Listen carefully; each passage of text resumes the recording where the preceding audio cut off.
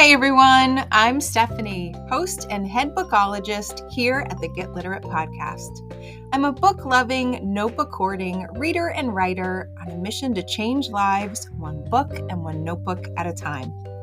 On this podcast, we explore the power of bookology and leading literate lives. We talk all things books and reading and notebooks and writing, mixed in with mindful practices and creativity to create lives we love. You can expect regular weekly episodes focused on 3 books you need to know about on a bookish theme and how to bring those themes to life in our actual lives too. You can also expect author interviews, notebooking inspiration, and topics to help us grow through what we go through and take inspired action to make our lives better. So grab a notebook and your TBR list and let's get literate.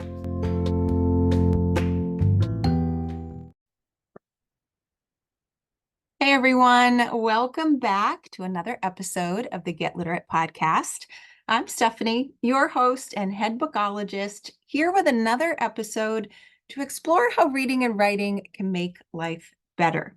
Now, if you're listening to this podcast in real time, it is the end of May, and we've just passed Memorial Day weekend. And for many, that means we officially kick off the summer season. Now, I know summer is not technically official until June 20th, but we don't really need official, do we? We need a summer state of mind, a change in temperature, and a plan for the best summer reading life yet. And that's what today's episode is all about, summer reading. Now, summer reading can look different depending on who we are, but generally what I notice is it typically means more reading. It means beach reading, relaxed reading, middle of the day reading. We're using paper plates so I don't have to do the dishes, kind of extra reading. It's a different kind of summer vibe, and it's a different kind of vibe for your reading life too. And people are getting ready. They are planning. Some of my favorite bloggers have already put out their summer reading guides. I'm talking about Anne Bogle's Modern Mrs. Darcy for adults and AFOMA's Reading Middle Grade Summer Guide for kids. I love them both. And beyond those summer guides, libraries and librarians are posting about their favorite summer reading lists. Bookstores have their beautiful summer displays out. Libraries are featuring their favorite summer reads. I'm getting email upon email upon email about summer reading and more. And a lot of these emails, especially, are talking about one thing that usually catches my eye, and that is the idea of reading challenges, particularly summer reading challenges. Now, I have to admit, and I've admitted it before, I typically don't like reading challenges. It's not that I'm against reading in a particular genre or reading for a different fun reason or reading to check off the boxes.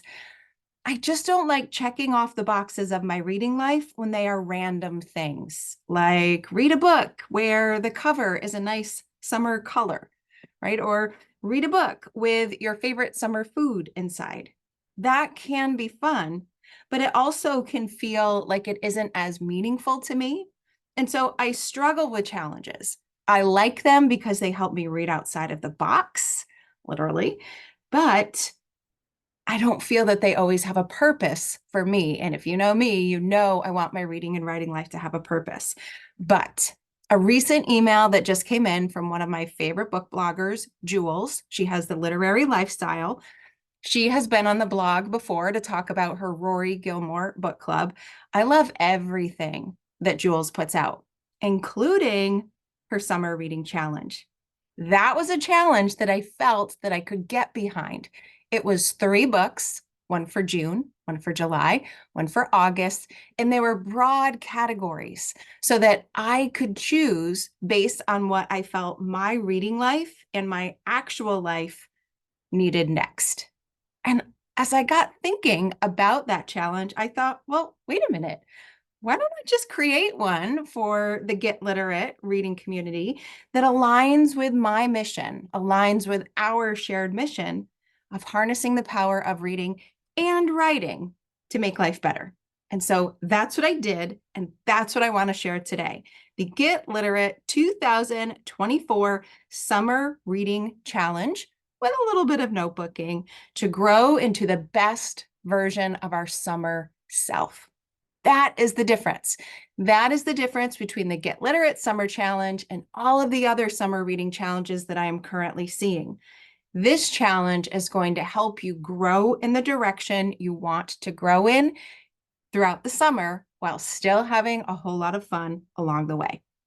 So I've got 3 steps for you to introduce you and get you excited about the summer reading challenge. Now, step 1, because before you begin a challenge, first you have to figure out how you want to challenge yourself. And so it starts with reflection. So if you have a notebook close by, go ahead and grab it and your favorite writing utensil. If you don't, I just want you to visualize in your mind instead, and then you can always go write this down later if you would like.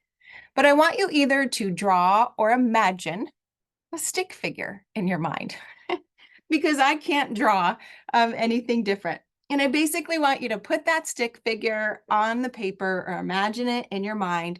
And I want you to think about 3 aspects of that person on the page. How do they want to feel? Who do they want to be? And what do they want to do? You know, if you're in my restorative reading course, that those are the 3 things that drive my reading life. Who do I want to be? How do I want to feel? What do I want to do? And then I choose reading and writing prompts to help me do that. So what I would love for you to do is draw that stick figure.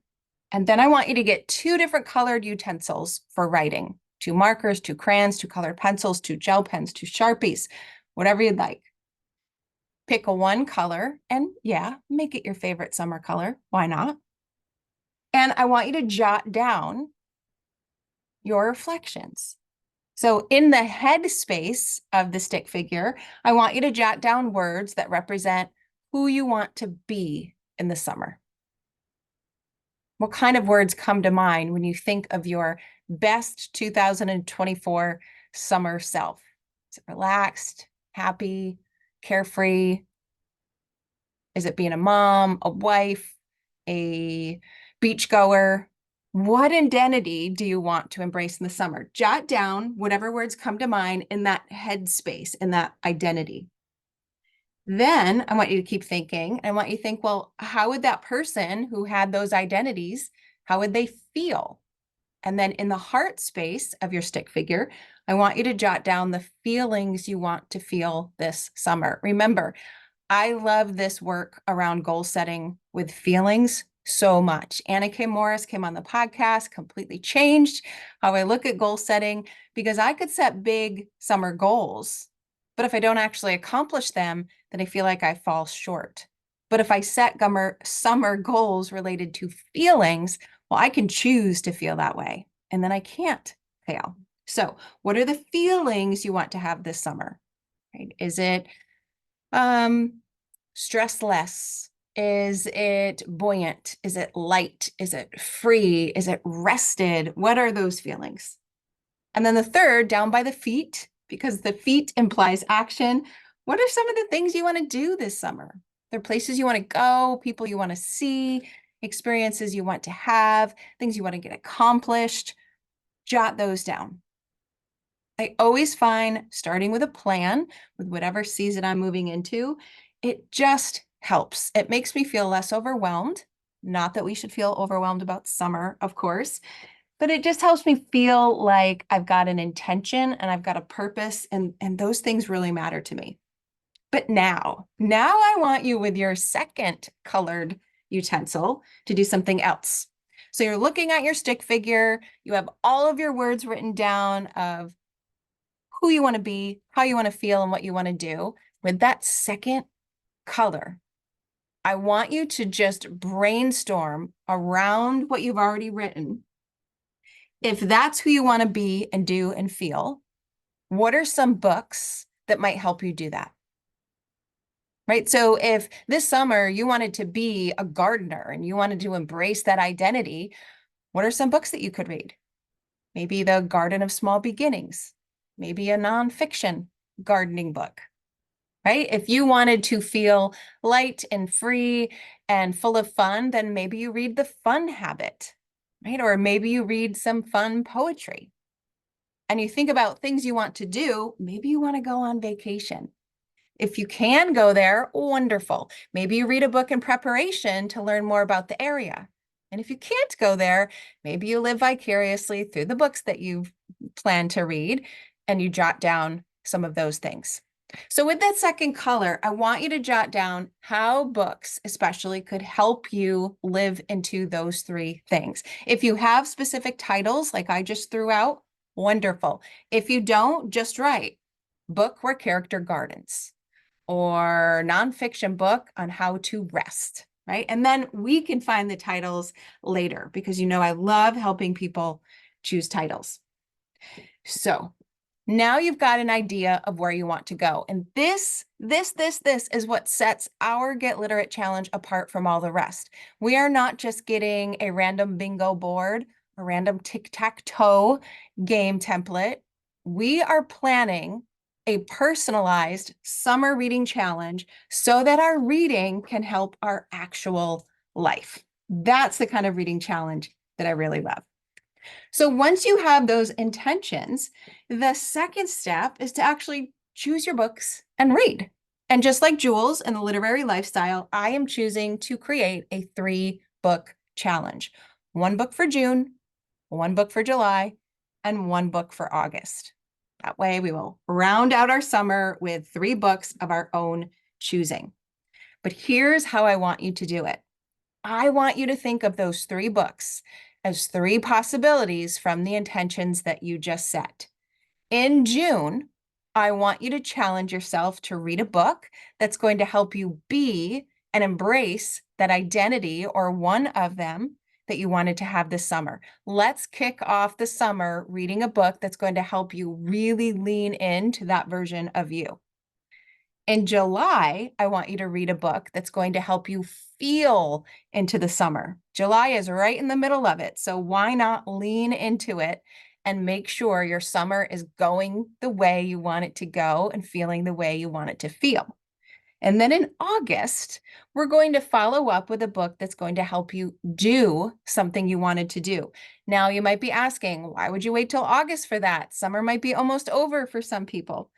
Well, I did it purposely because I wanted to give you a chance to reflect and make sure you did what you wanted to do throughout the summer. And if you didn't, August is the last chance you have. So I've taken my be, feel, and do framework and have woven it right into the structure of this challenge. So let's just talk a little bit about the books you might choose. So starting with June, who do you want to be? Right? Think about that stick figure you made and just think, what is your summer state of mind going to be? What is your summer vibe going to be? What is your summer one word going to be if you choose something like that? Do you want to feel sunny, free? Maybe your word is shine or beach or rest or light. Whatever your word is, whatever your vibe is, whatever your identity is you want to embrace, I want you to choose one book that can help you explore that identity this summer. I already mentioned if you really want to lean into gardening, whether it's vegetable gardening or flower gardening, read a fiction book where the character does those things so that you can emulate them. Or read a memoir so that you can learn from others who have already embraced that state of being. Or, we still got one more, read something that's nonfiction or personal development based that might be a how-to book in order to get you to bring that vibe to life. Now, in thinking about 2 possibilities, these are on my summer TBR. The first one is Nancy Thayer's The Summer We Started Over. First off, I just love that title. And it's about 2 sisters who reconnect and pursue their dreams on the beautiful island of Nantucket. So I love a family book. I love a family saga. I love reading books that are set in the actual season that I am in. Plus, there is a little bit of, well, there's a lot of bit of different threads here. You've got the sister thread, the family thread, there's a business thread, there's a love thread, of course, but there's also a connection to books in here as well. And so this is set up to be a moving story about family, courage, and the resiliency of young women. And for me, when I saw this, it just had that summer state of mind about starting over. And because it had books and there's a bookstore in it, of course, you knew it was making it onto my list.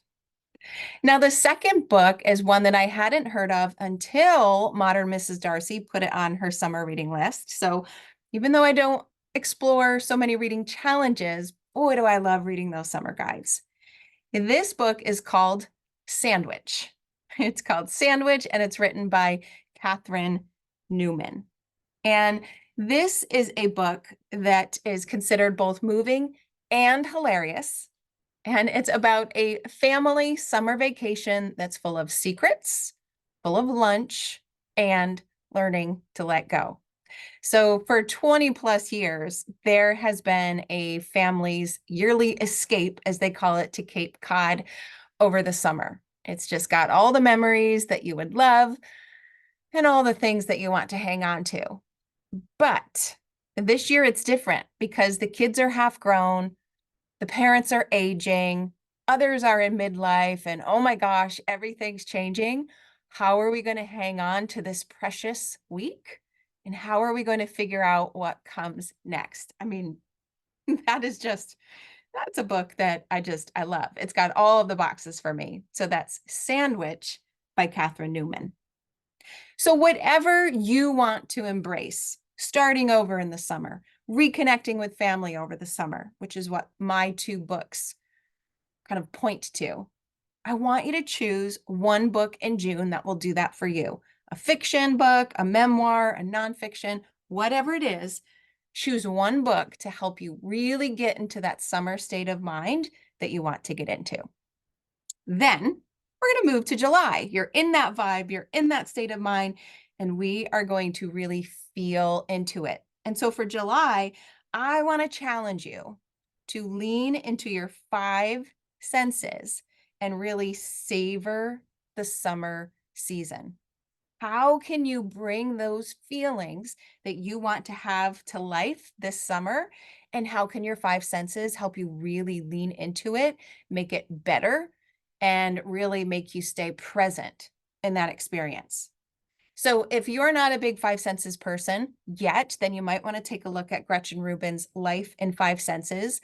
It really is a beautiful book that reminds you that we have the power in all five senses to make life richer and fuller and more beautiful and more present. And what better season to give that idea a try than summer, when things particularly are more relaxed. They are a little bit milder and better in terms of weather, and people are just looking to have a better, more restful time. So in July, I want you to really feel into your feelings and choose a book that might help you lean into your senses to do that, right? Do you want to explore a book about flowers? Do you want to focus on sound and see the bird songs? Do you want to have a literal beach read that takes place at the beach so you can feel those vibes? Or, and this is the one that I actually am recommending, do you want to lean into books that can help you bring the summer tastes to life, right? Whether that's a summer novel where the food is just bursting off the page, or whether that's a summer cookbook. If there's anything I've learned in the last couple of years, it's that food is everywhere and it is tied to our traditions.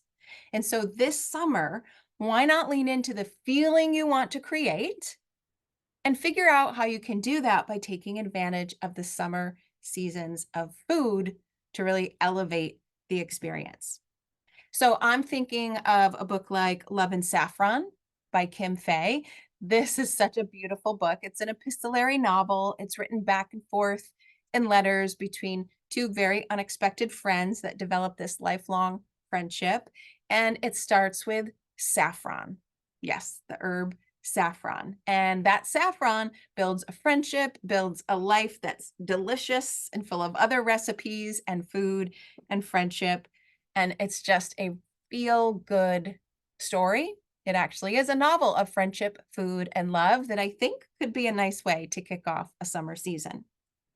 Now, you know I love Rachel Linden, and so reading Recipe for a Charmed Life, I think that could be a good one for many of us. It is about such delicious food.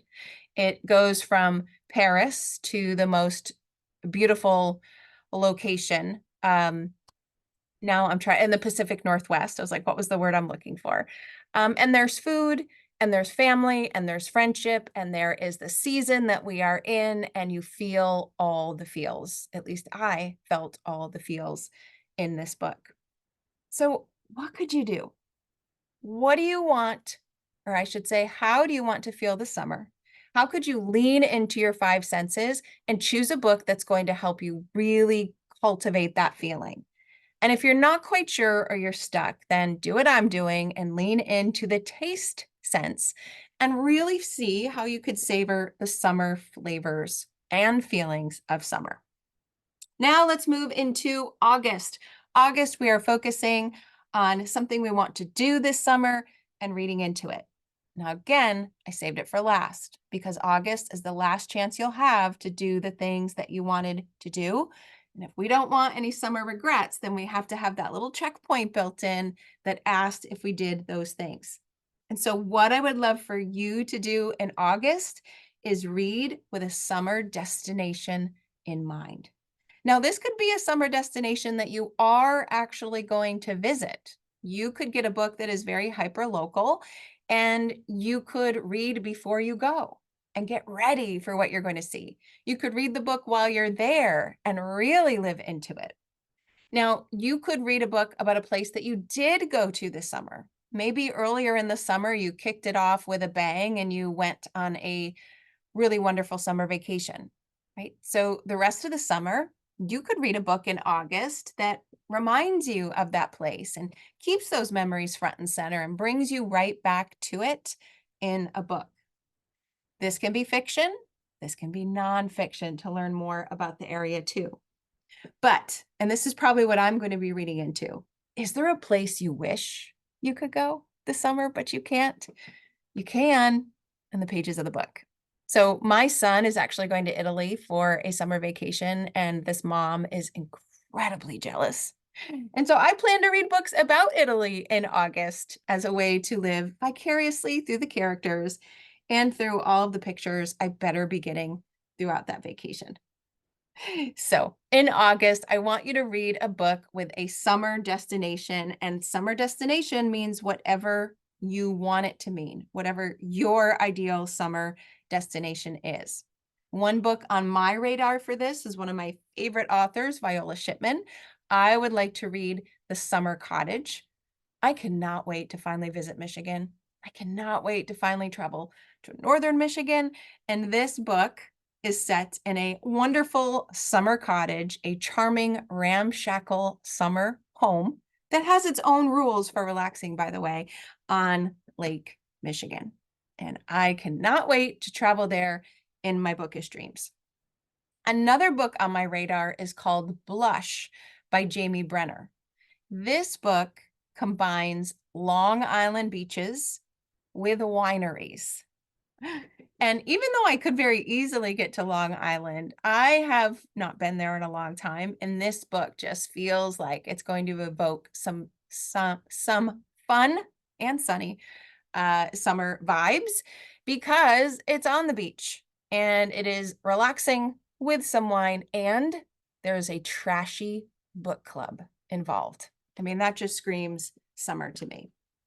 So there you have it. Those are the 3 books I want you to read this summer in this challenge. June, pick a book that helps you explore who you want to be this summer. July, pick a book that helps you lean into those summer feelings and summer vibes, especially around your 5 senses. And August, pick a book that can help you do a destination. Go somewhere through the pages of a book. Now, what is step 3? Step 3 is something I have yet to see, in a summer reading challenge, and so we're going to be the first to do it. Step 3 is writing. And if you don't like the term writing, let's say notebooking or journaling. And technically, step 3 is paired with step 2. But what I would like us to do as a technical third step to our summer reading challenge together is to notebook alongside our reading in order to really harness the power of what we are finding on the page. So let me give you an example. For the month of June, we are exploring who we want to be and what identity we want to embrace. There are 2 things that I recommend that you do in your notebook as you read or after you're finished with that book. Number 1 is to find the compelling quotes that spoke to you. You know, I am a quote collector. I love finding these nuggets inside the pages of a book. They stop us for a reason. When we stop and we reread it or we go, ooh, that was good. Let me get out my sticky note. Let me get out my book dart. Let me get out my flag. Those are signals to us that that's a little lesson that perhaps we need to learn. Maybe we have to think about it. Maybe we have to find it and dig in a little bit deeper. So in June, I want you to challenge yourself to look for the quotes in that book that can help you be that person. Right? Maybe you just underline them, maybe you flag them, but I would love for you to lift them out and put them on a page in your notebook so that you can refer to them often. You can refer to them all summer long to help remind you of that person you want to be. And then the second thing that you can do is think about summer affirmations that might come from those books as well. So it's very similar to quotes. You could actually use those quotes as daily affirmations that you repeat to yourself. Or based on what you learn from that book or what you borrow from the characters, what's a summer affirmation or 2 or 3 or 5 that you might be able to jot down based on what you learned and what you took away and what you connected to from that book. So that's what I would love to see you try in June. Read the book, pull the quotes that matter to you, jot down a couple of affirmations that feel right, and then revisit them over the summer. Put a little flag in your notebook so that you can easily turn back to them and get to them whenever you need them. Now for July, we are reading the book to help us feel into those summer vibes. I want you to try these 2 things in your notebook. The first comes from Gretchen Rubin herself in Life in 5 Senses. I want you to make a summer sense chart, a sensory chart. I want you to make a chart in your notebook or a list, put down those 5 senses, and then I want you to list all of the things, all of the senses, all of the ideas that come to mind about how you want to feel this summer with your senses, right? So if we take see, do we want to see flowers? Do we want to see family? Do we want to see salt water? Do we want to see white sand? Right? Just jot down whatever comes to mind in relation to those 5 senses. It's really fun if you do it at the beginning of the month of what you want your summer to be. Then you can always revisit it later as a way to check in with yourself as well. And then the second thing I want you to do is to think about the summer feelings around food, right? People are getting out their grills, they're getting out the fruit salad, the corn, we're gonna shuck the corn, it's all coming out, right? So think about in your notebook, jot down a couple of summer recipes that you want to try that will help you feel the way you want to feel, right? If you want to feel light and fun and free, then go on to Instagram, go on to TikTok or wherever you go to get those really fun yet easy ideas.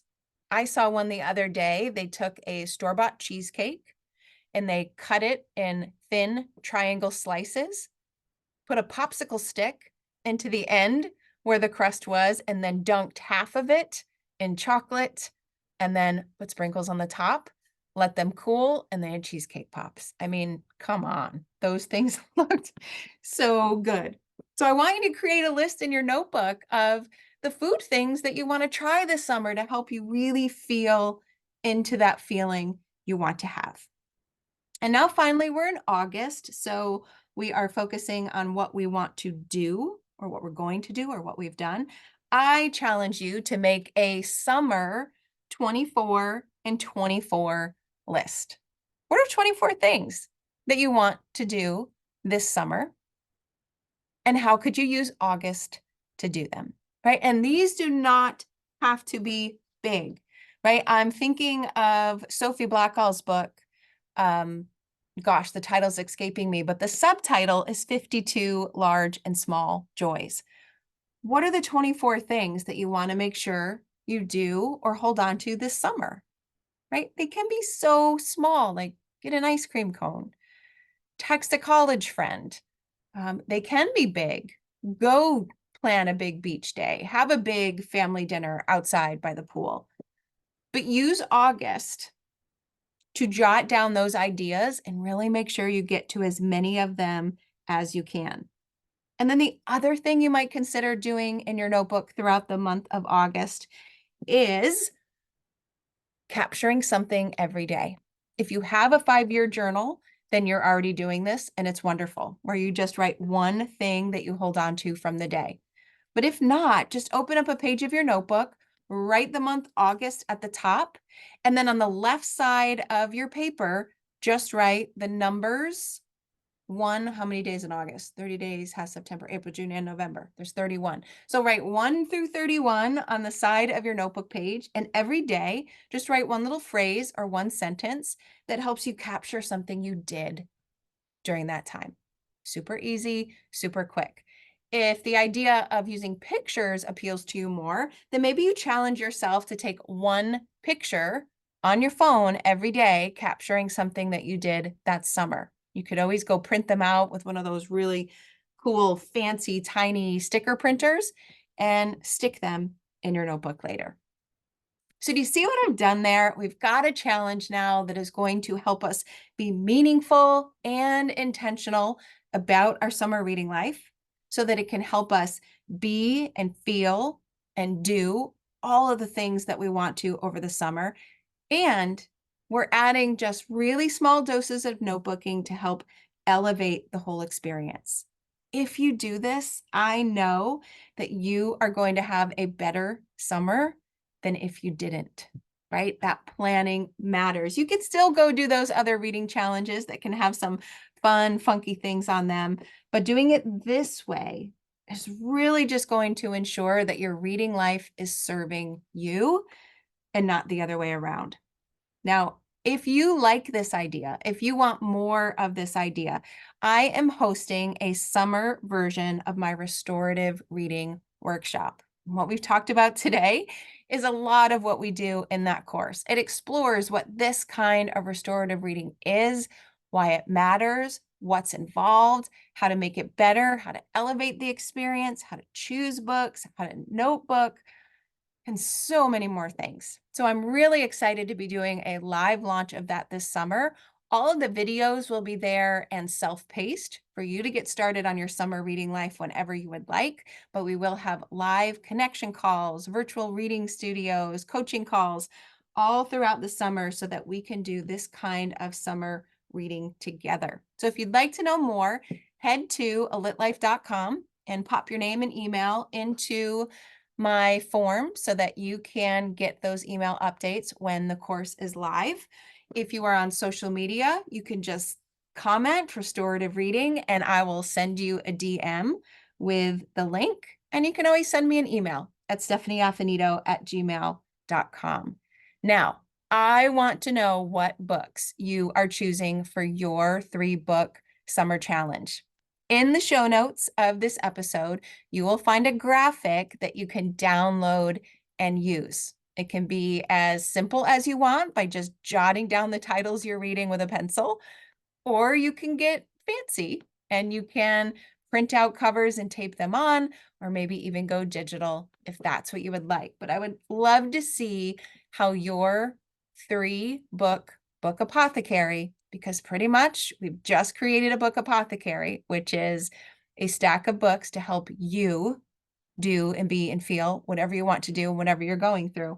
I want to see how they develop over the summer. You can share those inside the Get Literate Facebook community If you're there, I can't wait to see them. If you're not there yet, just go over, pop in your name and email, and I will let you right in.